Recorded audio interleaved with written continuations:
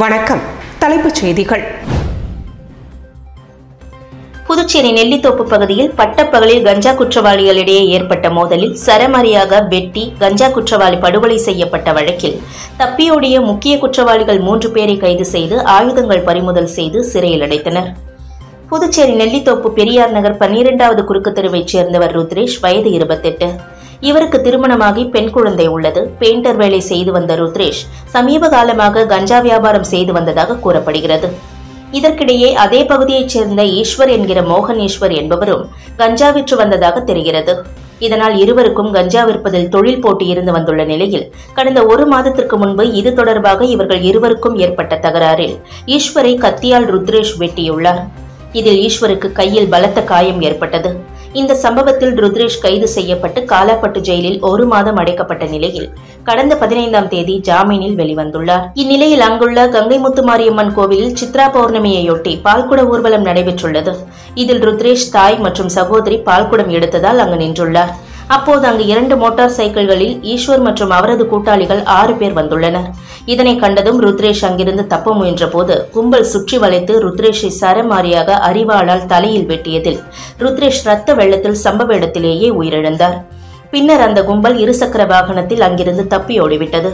இதனையடுத்து உருளையன்பேட்டை போலீசார் கொலை வழக்கு பதிவு செய்து விசாரணை மேற்கொண்டதில் முன்விரோதம் காரணமாக கொலை செய்யப்பட்டதை அறிந்து ருத்ரேஷ் என்கிற ருத்ரேஷ் மணியை கொலை செய்த ஈஸ்வர் என்ற மோகன் ஈஸ்வர் மற்றும் அவரது நண்பர்களை தேடிய போது ஈஸ்வர் என்ற மோகன் ஈஸ்வர், கௌதம் மற்றும் சின்ன அரவிந்த் ஆகியோர் கைது செய்யப்பட்டனர்.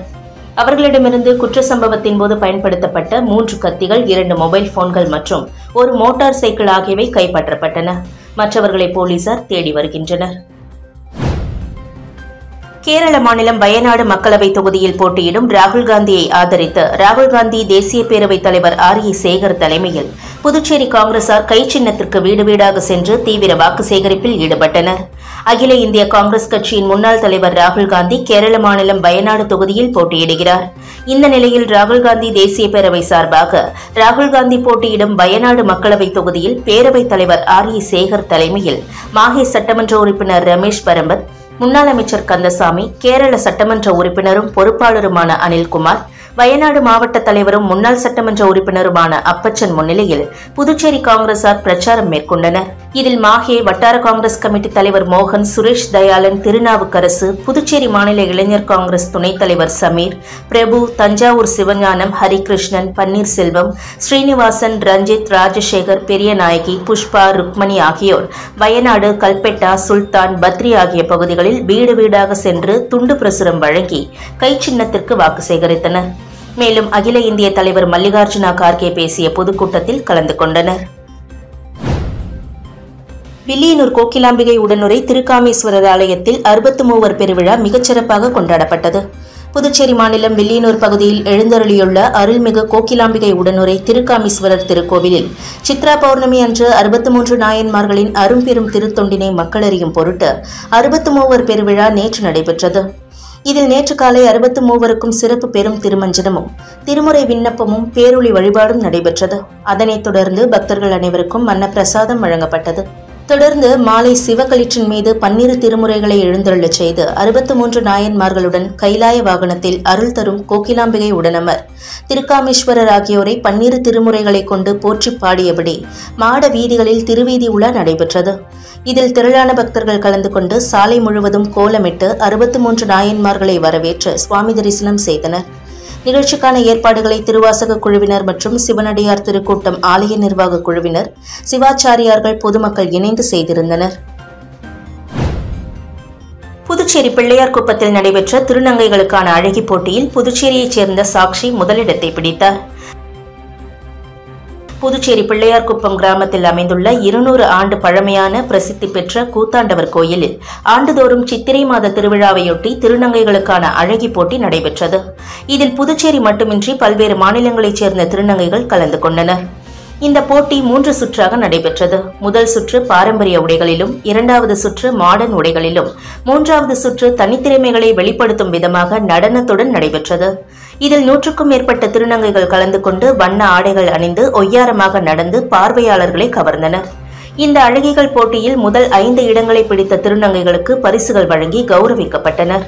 இதில் புதுச்சேரி பாகூரைச் சேர்ந்த சாக்ஷி என்ற திருநங்கை முதலிடத்தை பிடித்து மிஸ் பிள்ளையார்குப்பம் என்ற பட்டத்தை தட்டிச் சென்றார். முதல் பரிசான 1 பவுன் தங்க நாணயத்தை அமைச்சர் சாய்ஜே சரவணன்குமார் வழங்கினார்.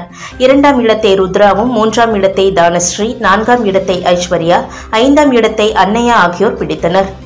இந்த விழாவில் சுற்றுவட்டார பகுதியைச் சேர்ந்த ஆயிரக்கணக்கான மக்கள் கலந்து கொண்டனர். புதுச்சேரி அரவிந்தர் ஆசிரமத்தில் அன்னையின் வருகை தினமான இன்று ஏராளமான வெளிநாட்டினர் மற்றும் ஆன்மீக சிந்தனையாளர்கள் கூட்டு பிரார்த்தனையில் ஈடுபட்டு அன்னையை தரிசனம் செய்தனர். அரவிந்தரை ஆன்மீக குருவாக ஏற்றுக்கொண்டு அன்னை 1920ஆம் ஆண்டு ஏப்ரல் 24ஆம் தேதி பிரான்ஸ் நாட்டிலிருந்து புதுச்சேரி மரைன் வீதியில் உள்ள அரவிந்தர் ஆசிரமத்தில் வந்து தங்கி அரவிந்தருடன் ஆன்மீக பணியில் ஈடுபட்டு வந்தார். அதன் விளைவாகத்தான் அரவிந்தரின் மறைவிற்கு பிறகு ஆரோவில் சர்வதேச நகரத்தை உருவாக்கினார். அன்னை புதுச்சேரிக்கு வந்த நாளை ஆண்டுதோறும் இந்நாள் அரவிந்தர் ஆசிரமம் சார்பில் அன்னை வருகை தினமாக கொண்டாடப்பட்டு வருகிறது. அன்னையின் ஆண்டு வருகை தினமான இன்று அரவிந்தர் ஆசிரமத்தில் அன்னை தங்கியிருந்த அறை பொதுமக்கள் பார்வைக்காக திறந்து வைக்கப்பட்டது. அன்னையின் அறையை ஏராளமான வெளிநாட்டினர் மற்றும் ஆன்மீக சிந்தனையாளர்கள் நீண்ட வரிசையில் நின்று காத்திருந்து பார்வையிட்டு அன்னையின் சமாதி முன்பு அமர்ந்து தியானத்தில் ஈடுபட்டனர். மேலும் அன்னை வருகை தினத்தையொட்டி அரவிந்தர் ஆசிரமத்தில் சிறப்பு கூட்டு தியானமும் பிரார்த்தனையும் நடைபெற்றது. புதுச்சேரி அரியாங்குப்பம் பகுதியில் முன்விரோதம் காரணமாக ரவுடி தலையில் கல்லை போட்டு கொலை செய்த ரவுடிகளை கைது செய்து போலீசார் சிறையில் அடைத்தனர். புதுச்சேரி அரியாங்குப்பம் புதுக்குளம் பகுதியைச் சேர்ந்தவர் ரவுடி ஆனந்த் என்கிற அலெக்ஸ், வயது 33. இவர் மீது அடிதடி, கொலை முயற்சி உள்ளிட்ட பல்வேறு வழக்குகள் நிலுவையில் உள்ளன. கடந்த 1 வருடத்திற்கு முன்பு இளையராஜா என்ற ரவுடியை கொலை செய்ய முயற்சி செய்ததால் இளையராஜா அலெக்ஸை கொலை செய்ய திட்டமிட்டு ரவுடி வெங்கடேஷ் என்கிற பேய் வெங்கடேஷ் சொல்லியுள்ளார். இதனை அடுத்து வெங்கடேஷ் என்கிற பேய் வெங்கடேஷ் என்கிற ரவுடிக்கும் அலெக்ஸுக்கும் அவ்வப்போது தகராறு ஏற்பட்டுள்ளது.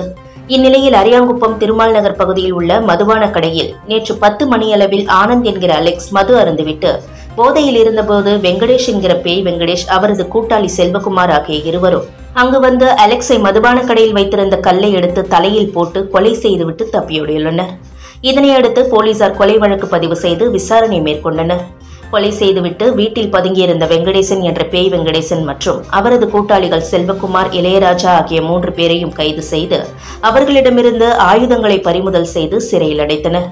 குறிப்பாக வெங்கடேசன் என்ற பேய் வெங்கடேசன் மீது திருக்கனூர் பகுதியில் கூட்டுக்கொள்ளை கடந்த 2009ஆம் ஆண்டு, அரியாங்குப்பம் பகுதியில் சாந்தமூர்த்தி மற்றும் ராஜீவ்காந்தி இரட்டை கொலை வழக்கு, 2013ஆம் ஆண்டு ஏனம் சிறையில் ஆயுள் தண்டனை கைதியை கொலை செய்ய திட்டமிட்ட வழக்கில் தண்டனை பெற்று சிறையில் இருந்த ஹைகோர்ட் ஜாமீனில் கடந்த 1 மாதத்திற்கு முன்பு வெளியில் வந்தவர் என்பது குறிப்பிடத்தக்கது. புதுச்சேரியில் பறிமுதல் செய்யப்பட்ட ஒருமுறை பயன்படுத்தும் பிளாஸ்டிக் மூலம் 400 மீட்டர் சாலை அமைக்கும் பணி தொடங்கி நடைபெற்று வருகிறது. புதுச்சேரியில் ஒருமுறை பயன்படுத்தும் plastic carry bag, straw, tea cup உள்ளிட்டவற்றை புதுச்சேரி அரசு தடை செய்துள்ளது. ஆனால் தடையை மீறி இவை சில இடங்களில் தயாரிக்கப்படுவதுடன் விற்பனையும் செய்கின்றனர். இவ்வாறு பறிமுதல் செய்யப்பட்ட ஒருமுறை பயன்படுத்தும் பிளாஸ்டிக் பொருட்கள் 5 டன் அளவுக்கு மாசு கட்டுப்பாட்டு வாரியத்தில் உள்ளது. இவற்றை சாலை அமைக்க பயன்படுத்த சுற்றுச்சூழல் துறை முடிவு செய்தது. பறிமுதல் செய்யப்பட்ட ஒருமுறை பயன்படுத்தும் பிளாஸ்டிக் பொருட்கள் மீது வெப்பம் அதிகரிக்க செய்து அதனை பொடி பொடியாக மாற்றினர். இந்த பொடி கலவையை தார் சாலை அமைக்கும் போது சாலை அமைக்க பயன்படுத்தும் மொத்த தார் அளவில் 10% சேர்க்கப்படுகிறது. இதன் மூலம் தார் சாலையில் ஏற்படும் சிறிய துவாரங்கள் இன்றி சாலை அமைக்க முடியும். இம்முறையில் பறிமுதல் செய்த ஒருமுறை பிளாஸ்டிக் துகள்கள் சேர்த்து 400 மீட்டர் தூரத்திற்கு சாலை அமைக்கும் பணி நெல்லித்தோப்பு, கருணாகரன் வீதியில் 4 மற்றும் 5வது குறுக்கு வீதியில் நடைபெற்று வருகின்றது. இதேபோல் புதுச்சேரி முழுவதும் உள்ள நகர உட்புற சாலைகளில் பறிமுதல் செய்துள்ள ஒருமுறை பிளாஸ்டிக் துகள்கள் மூலம் சாலை அமைக்க ஏற்பாடு செய்துள்ளதாக அதிகாரிகள் தெரிவித்தனர். பொம்மையார்பாளையம் கிராமத்தைச் சேர்ந்த இம்மானுவேல் என்பவரும் முத்திரையர்பாளையத்தைச் சேர்ந்த கலைவதனா இவர்களின் இல்ல திருமண நிகழ்ச்சி மதர்சாந்தி திருமண நிலையத்தில் நடந்த நிலையில் சுற்றுச்சூழல், இயற்கை பாதுகாப்பது நமது அனைவரின் கடமையாகும். இயற்கையை பாதுகாக்க வேண்டும். அதற்கு மக்கள் அனைவரும் நெகிழி பைகளை பயன்படுத்தக்கூடாது மற்றும் துணி கைப்பைகளை பயன்படுத்துவதன் மூலம் நிலம், நீர் மற்றும் காற்று மாசுபடுவதை கட்டுப்படுத்த முடியும் என்பதற்காக வரவேற்பு நிகழ்ச்சியில் புதுவை முதல்வர் ரங்கசாமி, சட்டமன்ற உறுப்பினர் AKD ஆறுமுகம், சென்னை உயர்நீதிமன்ற நீதிபதி மற்றும் பலரும் துணி கைப்பைகளை மக்கள் பயன்படுத்துவது சுற்றுச்சூழலுக்கு நன்மை என்று நிகழ்ச்சியின் போது பொதுமக்களுக்கு கைப்பையை காண்பித்தனர். சுமார் 1500 நபர்களுக்கு துணிப்பைகள், தாம்பூலங்கள் வழங்கப்பட்டது. புதுச்சேரியைச் சேர்ந்த வாலிபர் உடல் எடையை குறைக்க சென்னையில் உள்ள தனியார் மருத்துவமனையில் அறுவை சிகிச்சை செய்ய முடிவு செய்த நிலையில் அறுவை சிகிச்சை ஆரம்பித்த 10 நிமிடங்களில் உயிரிழந்த சம்பவம் அதிர்ச்சியை ஏற்படுத்தியுள்ளது. புதுச்சேரி முத்தியால்பேட்டை டிவி நகரைச் சேர்ந்தவர் செல்வநாதன், மார்க்கெட் கமிட்டி ஊழியர். இவருக்கு ஹேமச்சந்திரன், ஹேமராஜன் என இரட்டை குழந்தைகள் உள்ளனர். இவர்களுக்கு வயது 26. இதில் ஹேமச்சந்திரன் பிஎஸ்சி ஐடி முடித்துவிட்டு டிசைனிங் பணியில் உள்ளார். ஹேமராஜன் சித்தா பார்மசிஸ்ட் பணியில் உள்ளார். இதில் ஹேமச்சந்திரன் உடல் பருமன் காரணமாக சென்னை பம்மலில் உள்ள தனியார் மருத்துவமனையில் மருத்துவ ஆலோசனை பெற்று வந்தார். இந்நிலையில் நேற்று அவருக்கு அறுவை சிகிச்சை மூலம் கொழுப்பு நீக்க சிகிச்சை செய்ய முடிவு எடுக்கப்பட்டது. அறுவை சிகிச்சை தொடங்கிய 10 நிமிடங்களில் அவர் இறந்துவிட்டதாக மருத்துவமனை தரப்பில் தெரிவித்துள்ளனர். அவர் கார்டியாக் அரெஸ்ட் காரணமாக இறந்ததாக குறிப்பிட்டுள்ளனர். புதுச்சேரி நகரப்பகுதி முழுவதும் வாய்க்கால் மீது போடப்பட்ட இரும்பு கிரில் கம்பிகள் உடைந்து சேதமடைந்திருப்பதால் விபத்து ஏற்படும் அபாயம் ஏற்பட்டுள்ளது. புதுச்சேரியில் பல்வேறு பகுதிகளில் வடிவ வாய்க்கால் மீது இரும்பு கம்பிகளால் கிரில் பலகை அமைக்கப்பட்டது. சில இடங்களில் தரமற்ற கம்பிகள் பயன்படுத்தியதால் பல டன் லோடு ஏற்றிச் செல்லும் லாரிகள் கடக்கும்போது கிரில் பலகையாக போடப்பட்ட பகுதியில் இரும்பு கம்பிகள் உள்பக்கமாக உடைந்து விடுகிறது. இதனால் உடைந்த கிரில்களின் இடைவெளியில் நடந்து செல்வோர் கால்கள் நுழையும் அளவுக்கு அகலம் உள்ளது. நேரு வீதி, காந்தி வீதி சந்திப்பில் இரும்பு கிரில்களில் பல கம்பிகள் உடைந்துவிட்டன. சண்டே மார்க்கெட்டிற்கு குழந்தைகளுடன் ஏராளமான மக்கள் வந்து செல்கின்றனர். இந்த கிரில் மீது நடந்து செல்லும் போது குழந்தைகள் முதல் பெரியவர்கள் வரை கால் தவறி விழுந்து காயமடைந்து வருகின்றனர். எனவே புதுச்சேரி நகரப்பகுதி முழுவதும் உள்ள இதுபோன்ற கிரில்களில் உடைந்து கிடக்கும் கம்பிகளை சரி செய்ய அரசு நடவடிக்கை எடுக்க வேண்டும். மேட்டுப்பாளையம் களம் காத்த கருமாரியம்மன் ஆலயத்தில் 10ஆம் ஆண்டு சித்ரா பௌர்ணமி ஊஞ்சல் உற்சவ விழா நடைபெற்றது. புதுச்சேரி மாநிலம் மேட்டுப்பாளையம் பகுதியில் அமைந்துள்ள அருள்மிகு ஸ்ரீ களம் காத்த கருமாரியம்மன் ஆலயத்தில் 10ஆம் ஆண்டு சித்ரா பௌர்ணமி ஊஞ்சல் உற்சவ விழா நடைபெற்றது.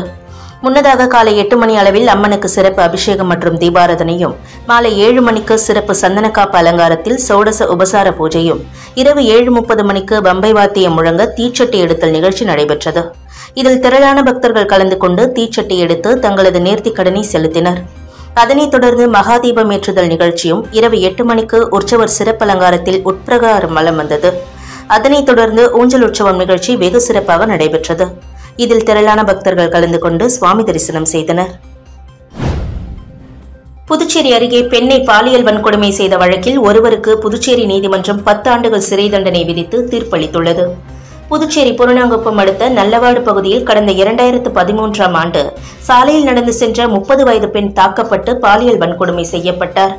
இதுகுறித்த புகாரின் பேரில் தவளக்குப்பம் போலீசார் வழக்கு பதிந்து பூரணாங்குப்பத்தைச் சேர்ந்த மலையாளத்தான் என்கிற மோகன், வயது 55 என்பவரை கைது செய்து சிறையில் அடைத்தது. இந்த வழக்கு புதுச்சேரி முதன்மை அமர்வு நீதிமன்றத்தில் விசாரணைக்கு வந்தது.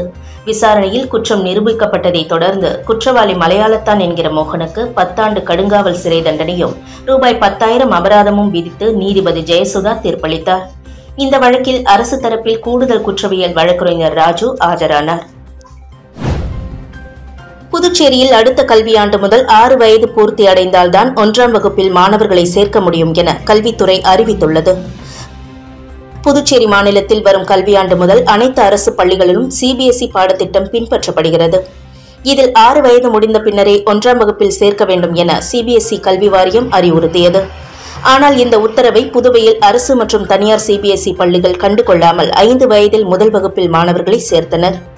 இந்நிலையில் மத்திய கல்வி அமைச்சகம் அனைத்து மாநிலங்களுக்கும் வெளியிட்டுள்ள சுற்றறிக்கையில் மாணவர்கள் ப்ரீகேஜியில் சேர 3 வயதும், எல்கேஜியில் சேர 4 வயதும், யூகேஜிக்கு 5 வயது பூர்த்தியாகி இருக்க வேண்டும்.